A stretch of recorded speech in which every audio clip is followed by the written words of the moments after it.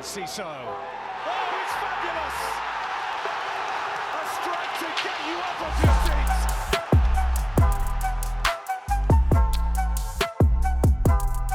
Hello and welcome to Seagulls Social, Season 4, Episode 33. We are, I'm joined, I'm not joined by Ben today. Yeah, it's a bad day, Ryan. Bad day at the office, wasn't it? But first of all, before we get into the great game that was Fulham away, how are you? You okay? I said to you off air, I'm about as Fulham away, post Fulham away I can be, mate. To be honest, I mean, the saving grace of Fulham away is that it's actually quite a nice place. So when you're walking along Putney and across the Thames, at least it's a little bit scenic after you've lost 3-0. But that is about as far as the praises can physically go because you want to just get home, isn't it? But yeah, it's just what I expected to happen, unfortunately. Well, I was saying off air, we sort of anticipated, didn't we? In our preview, we sort of touched on it being potentially a bad day at the office, and I suppose it was pretty much as bad as it could have got, especially with a big game coming up against Roma. It wasn't the best preparation, was it? Really? Let's start off with your general take on it, Ryan. In terms of going to the game, like you obviously went to the game. What was your feelings right before kickoff? Did you anticipate it going the way it did? Yeah. Yeah, I did. I saw that starting 11. And look, I'm not here to bash players. I don't like doing that. Yeah, let's talk about that. Yeah, I saw a group of lads outside singing Catfish in the Bottlemen. So they knew what they were doing. And it instantly caught my attention. But no, they were talking to me about it and like just said, "Oh, what do you think of the team?" I said, "I don't know." I said, "Can I be honest with you, boys? Gross playing. I don't like that instantly. No. Our key man, our leader, we bang on about him every week, don't we? Like, our praises for Gross is as high as any other player in the world. But I don't know. I don't know about you, but there needs to be a serious conversation now, doesn't there, about the goalkeeping rotation and just rotation in general. Was it 7 changes yesterday? Yep, 7 changes. Yep. But yeah, I don't know. Yeah, I don't know, mate. not I want to good. hear your thoughts. It was as well. With the rotation thing, I'm very much in the case of like this. One thing I really wanted to get off my chest, right, with this goalkeeping situation. I'm sorry, but a goalkeeper can play twice in a week. I don't get this whole we're saving. If he is saving Verbruggen for Roma, I'm sorry, that doesn't wash with me. I'm not having that. A goalkeeper can play 2-3 times a week. I'm not having this sort of like, oh, let's rest him for the game or however he's thinking about it going into it. And also, what does it do for someone's confidence, especially Verbruggen, who came off the back of a great clean sheet, his first clean sheet in the Premier League, to then get dropped for still? It's just really infuriating, and I just don't think it's fair. And so, I don't like it at all. I don't like this whole goalkeeping rotation at all. And let's be frank, still hasn't been great. Like, especially the game before Fulham. Obviously, we saw him dropping the ball, costing us that game against Wolves. And again, I'm not bashing him. I think he's still got a key role to play because he's great with his feet. He's got a lot of attributes that Verbruggen doesn't have right now. But at the same time, you have to play your best keeper, and in my opinion, that's Verbruggen. So I just don't get the logic of this rotation, and I'm not a big fan, and it just doesn't make sense to me. And rotation in general, I didn't hate it. Like when I saw the lineups, obviously I was like, "What the hell?" I looked at that team and I thought that's a very rotated side. It's not, like you said, Pascal Gross not being in there. It didn't look good from the start. But then I thought, do you know what, maybe it is a good idea. Because, Adingra, for example, I think he needed a rest. You look at a few players, I think they needed a rest. And I understand that. But at the same time, to rotate that heavily, surely there must just be one outcome. And against a decent Fulham side as well, who are starting to hit a bit of form now, especially off the back of that Man United win, to then go into this game full of confidence, you don't want to be playing your second 11 per se. So, it was frustrating to see. But a question for you, Ryan, with regards to that team selection, who were you most impressed with of the people that came in? Um, I'm trying to keep it positive. Yeah, no, I mean, that's a good question. That's tough. Belabor is for me is the one. I must admit, I thought I didn't get Julio and Ciso starting. For me, I even said the day before, surely he can't start. He wasn't fit enough, was he? Surely, but yeah, he came off at half time. Looked like he was blowing after about 20 minutes, and it's probably not that surprising. But of the ones I found, I thought Carlos Baleba had made a good account of himself yesterday. I thought he really showed. You remember that Liverpool performance? He showed us a lot of that. The driving forward. Got the yellow card, which I can, for the life of me, not understand. And I think from the get go, that frustrated not only him but the team, because it seemed. I think it took 88 minutes for Fulham to receive a booking, which really, really spoke for a large part of that game. But obviously, look, we didn't lose the game because of the referee, but it definitely didn't help. And I want to just call out here Jack Albion's call of was it Simon Hooper, wasn't it? And he shouts, "Simon Hooper, you've been bad since 2014 when you gave a penalty that wasn't a penalty against Inigo Calderon." And I just thought that is one of the most obscure shouts I've ever heard in my life. But you know what? Fair enough. So yeah. That basically summed up the game. The fact that was so prominent in my memory goes to show, really, it was really only Carlos Baleba that can come out there alive, really. Yeah, that's interesting, because I saw he got a little bit of stick online saying he wasn't good. So interesting to hear you say that you rated him. I know, again, our fans are an interesting bunch, I suppose. We're very fickle, I think, as a fan base, because as soon as things are going well, we're all about, look how good we are and how great we are, and Brighton Hove Albion, we're on the up. And then as soon as we have a few bad results and a bit of a sticky patch, people love to jump on players, which I don't think is fair. So no, I'm glad you pinpointed Baleba, and I agree with you. I think he's showing signs of being a great player. And again, we harp on about this every week. We say it every week. You've got to remember, these players are young. They're still breaking through. He only made 20 appearances at Lille last season. Like, you can't expect him to come in. Gilmore's still out as well, so he's not got and Gross as replacement. Well. So he didn't have his, the two main players alongside him, which gives me a bit of confidence, to be fair, going into Roma, because obviously he could play alongside both of those two. But yeah, that's one thing I would say. He was alongside, no disrespect to Lallana, I thought he was okay, but you know what you're getting at Lallana. You're going to get a good 20 minutes, and then he's sort of going to tire towards the end of it, and he's going to have to come off. And that's about it. Unfortunately, that is Lallana of 2024, not the Lallana of his Brighton career in total. But yeah, I think Baleba held a good account of himself. I thought I was quite surprised to see people against him. I thought the goals come out of nowhere. That first goal was against the run of play. As much as we didn't really create anything, enough anyway. The goal was against the run of play. They got the ball, come forward. It was a mistake by Webster, and then it's sort of into that corner, isn't it? And from there on, you know what's going to happen, don't you? Yeah, let's talk about Webster, because he's. I feel like he's going through a tough patch. Adam Webster, he's been getting a bit of flack recently with players, with fans even.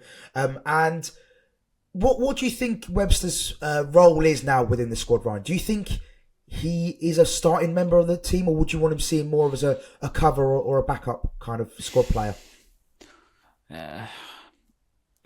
I was quite surprised he didn't play Igor, I've got to be honest.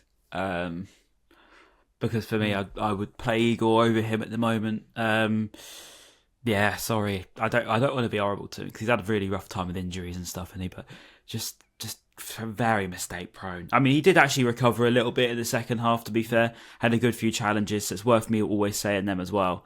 But yes, particularly the couple of goals.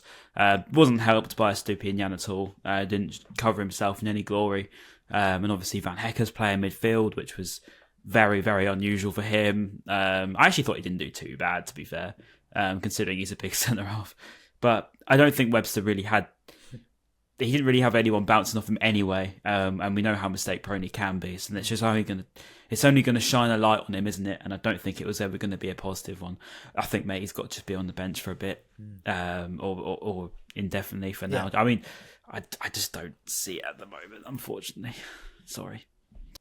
Well, no, you mentioned Estepinian as well, and I think that's a really good point. I think it doesn't help when the rest of your defence isn't playing that great either. You know, like obviously Dunk, we know he's usually the solid, Mr. Reliable when he puts in a 7 out of 10 at a minimum every week.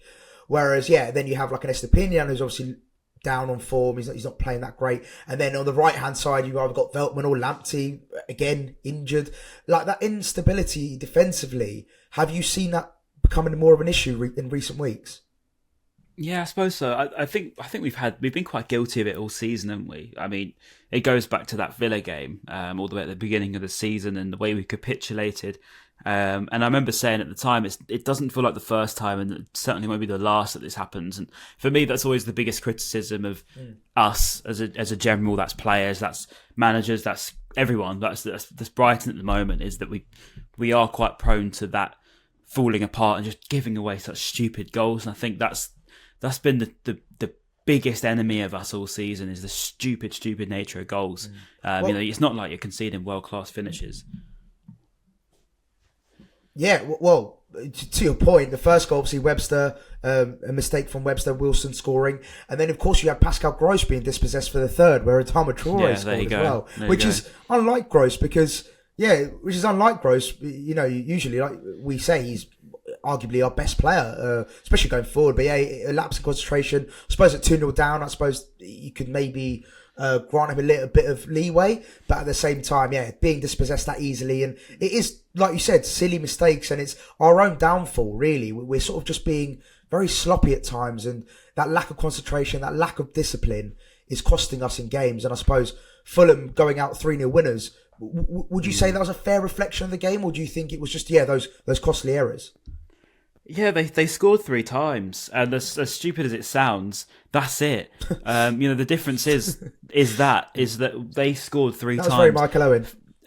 Ferguson, yeah, exactly. Ferguson had his 2 should have buried them. Facundo hit the post, and then from then on in, mate, that's the difference, isn't it? And that's the Brighton of old, the Brighton of when we started this podcast. Under Graham Potter, having all these chances. If we don't score, it doesn't matter. And I think that's what hit us again yesterday was whether you put it down to a clinical Fulham, whether you put it down to poor goalkeeping, whether you put it down to defensive errors, probably a mixture of all 3 of them things equals a 3-0 scoreline, unfortunately. But do I think the overall balance of the game was a 3-0 game? Probably not so much.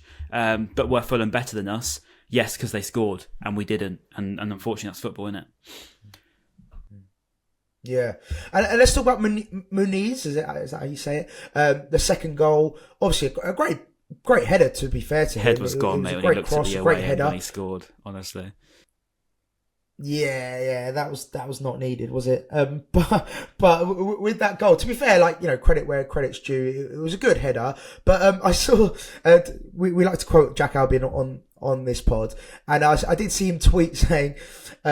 That Muniz is crap. Even though he scored a goal, he was awful all game. Which does that sort of sum up really the day for Brighton, where we maybe allowed a player that maybe wasn't having a great game and was able to score a goal, and just in general, was it more so that we sort of allowed them to create those chances rather than them being actually good. Yeah, possibly. Strikers score. I'm going to keep with my Michael Owen quotes today. And if they scored, that would be a good game.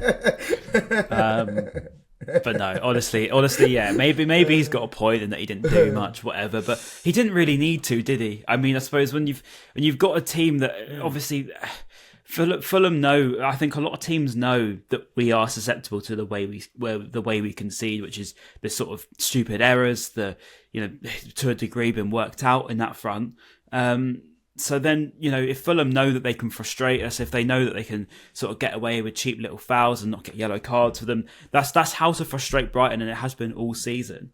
And I think then if you've got a player like Muniz, I don't really know too much about him, I've got to be honest. I know that he scores a few goals, but it's a decent header. But at the same time, maybe you could say, still, again, maybe could have had another better chance. I think maybe defensively wasn't the best again, so...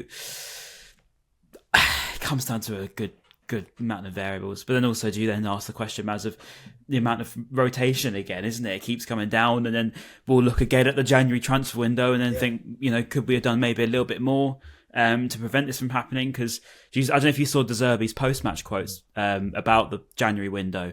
He said, but I did predict the future of September. He said, I predicted the future in October. I predicted the future in November, December. He said, and then I emphasised it in January. But now it's too late and we've got what we've got. And I thought that was a really big quote from De Zerbi, I've got to be honest. That's really interesting because I agree with you. I saw your tweet as well about the transfer window, about the January transfer window. Not signing enough players to back the squad, and I agree with you. I think we definitely didn't recruit enough. We didn't recruit the right players. Like, look, don't get me wrong, Valentin Barco, great, a brilliant player for the future. But I think I've said this multiple occasions. We need the ready-made players. We need that to mix in with the up-and-coming players. Like I think Ben mentioned it in the last podcast, we need that real mix of experience and youth. And I think we are very imbalanced at the moment with it's very much youth and up-and-coming players for the future. Whereas, sorry to misquote. One of you said it last time. But and it's so true though. Like, but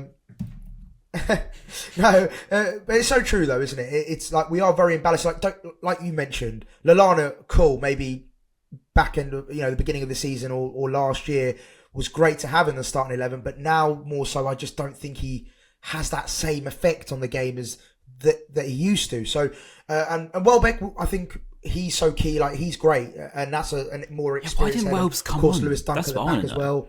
There's a genuine case there of must have been injury, right? Surely, because if we did play Welbeck, if we did play a Dingra, even if we played, 2 of the 4 that we dropped, if we played Gross and Welbeck, maybe you'd have had half a chance of, not conceding in the 100%. Way we did.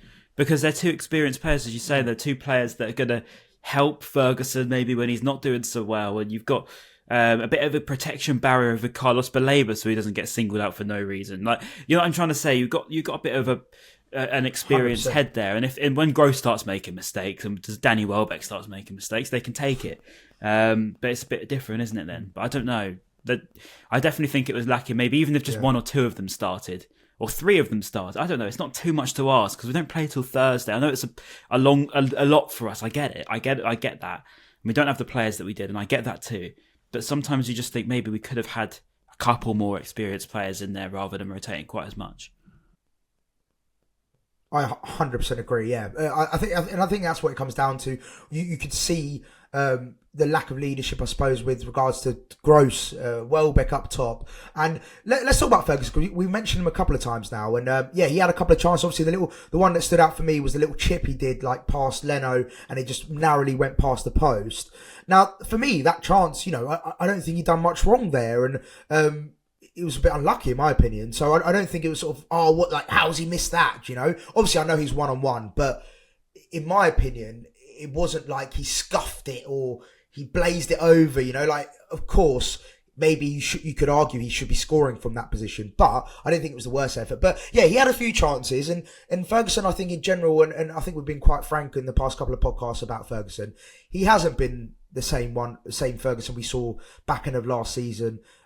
He has been struggling. He has, had his mystery illness and his injuries, of course, but at the same time, when he has played and he's been fully fit, he hasn't quite looked up to it.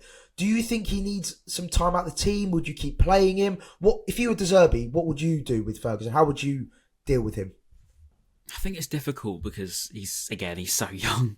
He's so young.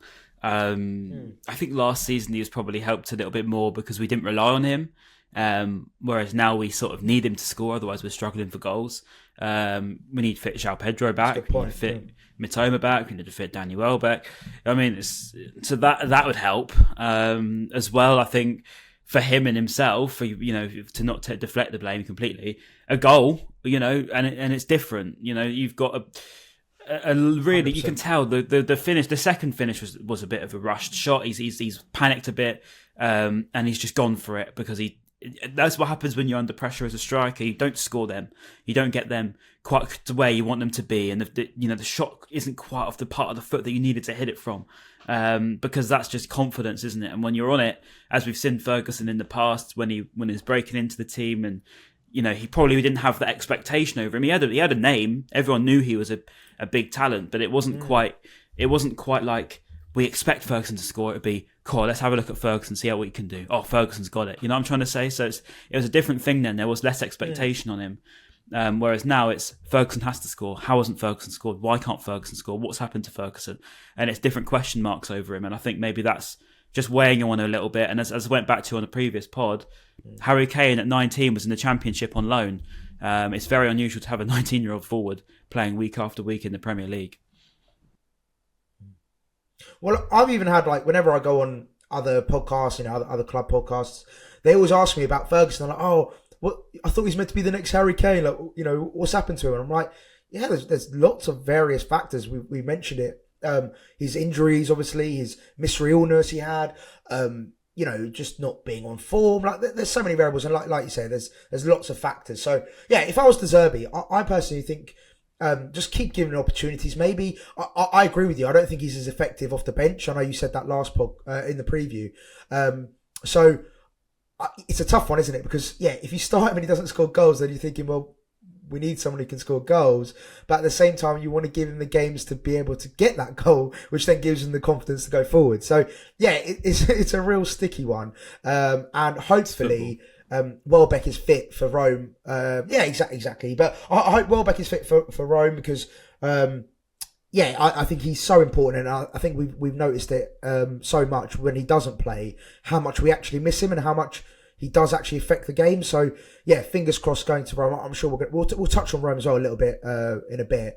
But hopefully that will be a thing. But let's wrap up there. Oh yeah, Adama Traore with regards to the third goal.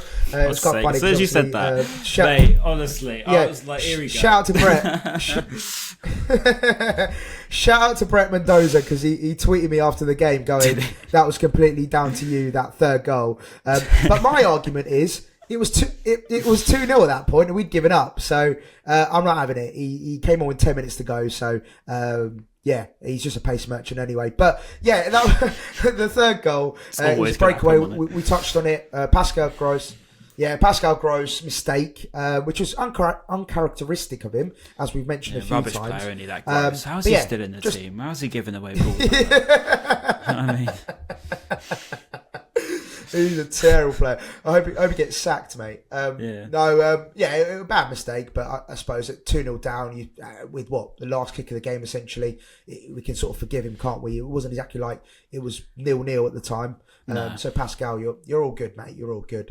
But it was a good finish from him, I suppose. Composed finish from Adama, and it just compounded a bit of a miserable afternoon, Ryan. Yeah, at least I didn't get wet. Is what I was quite happy about because I was just slightly further back enough for it to not get me wet, which was quite nice. But that really is about as much positive I could take at that point. I saw Ben before the game. Actually, he said he spent 70 quid on a neutral end ticket or something, which I said to him, "Are you stupid?" I said, "How have you spent 70 quid on the ticket to go into Fulham away?" But you know what? You do you, mate. You spent over double the price of face value to watch that. At least it's not a long trip from home nowadays. But it certainly felt like one of them, didn't it?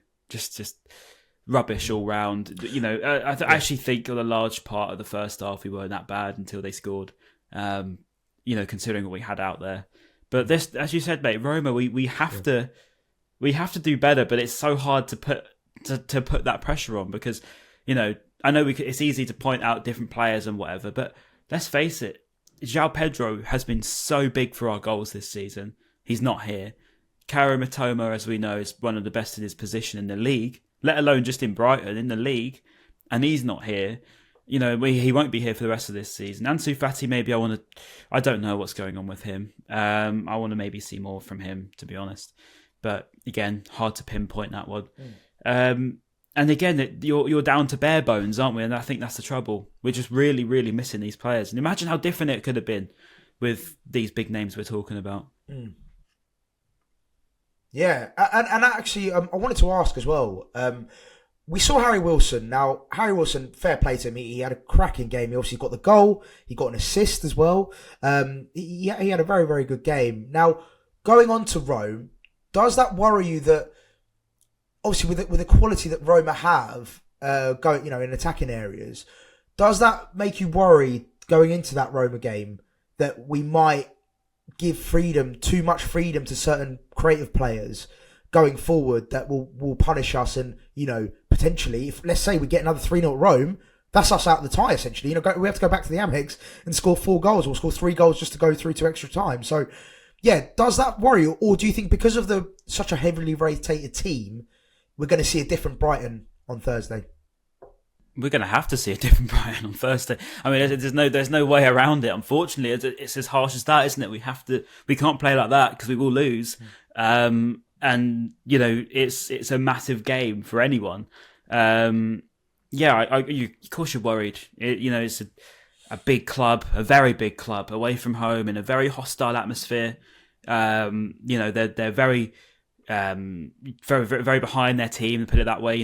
You've seen us in the past go to Leeds, go to Forest even. We tend to get rattled by that. Dog's gone off. But those sort of things we sort of worry about. I don't know. Those sort of things makes me worried, at least. But Roma are a good team, as you say. They've got a lot of talent. We said it last week. And they can punish, mate. They can punish. We just need to not give away stupid goals, as we keep saying. Well, they're coming off a 4-1 win against Monza with Pellegrini, Lukaku, Dybala and Paredes all scoring, which is all 4 players that we mentioned on the last pod, which is quite funny, really. But they're coming off a decent result. Monza, you could argue maybe not the sort of quality maybe that they're in the Serie A. Let's say they're one of the sort of bottom half clubs, but still to put 4 against them, you've got to give credit to them. So yeah, they're going to come into this full of confidence. Obviously, Daniel De Rossi is taking over from Jose Mourinho, so they're going to come into it full of confidence. And yeah, it does scare me. I'm not going to lie. I am worried a little bit just because of how poor we were, or how poor we've been in the past couple of games. But I think hopefully with Gilmour coming back into the side, and like you say, if he's partnered with, let's say, Gross and a Baleba in that midfield, hopefully that trio can be a bit more solid. Because I think in the midfield we've lacked, and I think we've seen that in the past couple of games with that lack of steel in midfield. So yeah, I just, fingers crossed for me, going into this game, we do play our strongest 11. There's none of that rotation stuff. And yeah, we can at least just get a credible draw, or even like I'll take a 1-0 loss, mate. I'll take a 1-0 loss, go back to the Amex, and we'll hopefully score a few goals. It makes me wonder if maybe De Zerbi's just given up on the Premier League this year. I do wonder that, if he just is focusing on Europa League, because you see the teams we put out. Do you think? Well, yeah, because this goes back a couple of times. I think the game before Marseille, we lost 6-1 to Villa. So when I look back on some of the games, we were always resting in the Prem, and I can count a lot of games now where we've conceded a hatful and looked like we could have conceded more in a rotated team. And maybe he does just focus on the Europa League, because let's face it, if we finish 10th in the in the Premier League, but then we're in the Europa League, we're in the Champions League, and it's equivalent to finishing top 4 anyway. And it's a major trophy. I actually think De Zerbi is a better tournament manager anyway. So maybe that could help us in that sense. But I think he's a better manager with the players, which is what we don't have, and that's what's always holding it back. Yeah. No, that's a really interesting take, because I didn't really. Now you mention it, yeah, like that Villa result before Marseille, and obviously now losing 3-0 to Fulham. He thinks too sort of in the future, doesn't he, rather than in the now? And he will look at the next game and he'll rotate, and it's to our disadvantage in a way, because you could probably put it down to he does it too much, but then that's just what he is, and you can't change him. I don't know if it's right or wrong. It's hard to call it because we've never been in this situation before. No, and actually, just on that's actually a really good point. I think we do forget, this is our first season dealing with Europa League and Premier League football, and it was never going to be easy. You see some teams flirting with relegation. Do you remember West Ham last season? They were flirting with relegation, and yet they went obviously. That was only conference won as well. The Conference League, which is great for them. But exactly. So I think we always have to have perspective, and I think we're so quick to forget, where we are. And I'm not going down that whole route of like, oh, we should just be grateful we're here. No, I'm not saying that. But I think we've got to remember we're doing something we've never done before. We've never dealt with European football and Premier League football. It's true. If you look back on our first video predictions of this season, I think I said 8th, maybe 9th. And I think the general gist was around sort of 7th to 10th, we said. And that would be on that video. I'm sure you could probably get it up at some point, put in the link. And again, it's new for us, but also, as you say, West Ham are a very good example. But it's happened to every single team that's ever got here. So even just getting into that top Leicester half and competing as well. with Leicester, but with our injuries as well, it's pretty insane when you put it like that. And we aren't a big club, so what do you expect? I mean, I'd like to think we're better than Fulham with their clappers yesterday, which were so embarrassing, by the way. I had to film that, I just couldn't get over it. Their clappers would come on Fulham on the back, and they've got a whole stand there, and not a single one of them stood up for the applause for their sort of subs and stuff like that. Sad little life. I couldn't believe. I honestly, I think it's probably the worst home atmosphere I've ever seen. It's got to be. I don't think I've ever seen anything like that. Wow. It's just full of tourists. It's insane. But yeah, anyway, so back onto the real life. So Roma, yeah, you're right. Bit of perspective needed in that sense. And you look around us, and we always said this would be a very, very tough year. And I think, as De Zerbi said in the press last week, we're doing better this season than we were last, just with all of the factors considered. It's a bit of a miracle anyway. Yeah. No, 100%. I think, for me, it's definitely not all doom and gloom. Like, of course, we haven't been getting the results and the consistency that we probably want as a football club and as fans.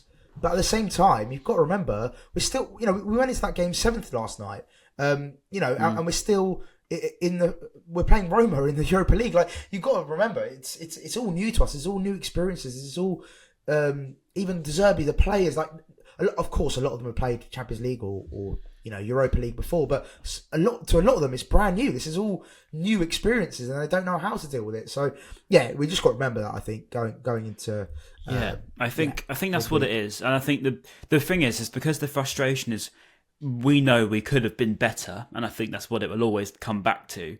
Is that imagine if we had that full fit team. Imagine if we had kept Caicedo, McAllister for another year.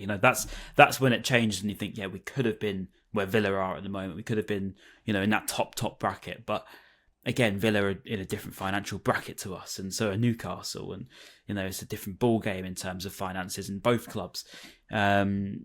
So yeah, there's a lot of things, and I think the good thing is I think this summer is going to have to be huge for us in the sense of if we want to compete at the level we've been at, we're going to have to invest anyway because we can't have a repeat of this season. As much as it's been good for us to do it, it needs to be a learning curve as such to build from. But yeah, I think next week, mate, is the biggest moment, isn't it? Really, it's just the highest point this club's ever been at. I've seen some people comparing it to Hereford, and I just think could stick pins in my eyes. And I just think, do you know what? Stop living in the past. This is the biggest moment in the club's history by far. We could have gone out of business, but this is competing for a real piece of silverware that top clubs in Europe want. We just got to back the boys, as we always do anyway. And yeah, maybe he is just focusing on Europa League and not the Premier League. In fact, mate, clip this bit up and put it on a clip on Twitter, because people that single us out being a sucker, I don't know where it come from, but there's sort of like a thing of us being a bit anti-Brighton and all sorts. Do you remember during the, I think it was when I said the Sanchez thing, I remember a lot of comments saying, we're the new AFTV or whatever for Brighton and stuff. Get this little clip out there to all those people that thought we were some sort of negative podcast bashing the players. Well, to be fair, if they're watching last week's pod, bloody Ben was on one, so they're not wrong. Don't watch the first 5 minutes of that unless you want to hate Ben. But yeah. Me and Ryan do not represent. We do not associate ourselves with Ben. So he is unfortunately. Yeah. But no, Ryan, mate, always a pleasure. Yeah, great to break down the game with you. And yeah, hopefully, like you say, we go into Thursday full of confidence and we get a historic win. And we will definitely do a preview. Oh, my mic's gone. We will definitely do a preview ahead of Roma as well. So we'll do a full breakdown of what we think and all that stuff. So yeah, as always, we really appreciate you guys tuning in and watching wherever it might be, whether it's on YouTube, Spotify, Apple. Yeah, really appreciate your support. Make sure you subscribe and like and all that good stuff. And we shall see you after the Roma game. And stop faking head injuries. No, before the Roma. Please. It needs to be out of the game. Fulham are guilty of it. Liverpool guilty of it. Stop faking head injuries. Please put that in the comments or something like that. Whatever you want to comment below. But bosh. Oh, yeah. Comment below. Yeah, we'll do that. Bosh. Stop faking head injuries, please. So anti-football, that is. Anyway. I forgot about that. The Canate, wasn't it? Right. Anyway, like, comment, subscribe, comment that thing, and we'll see you before Roma. And goodbye.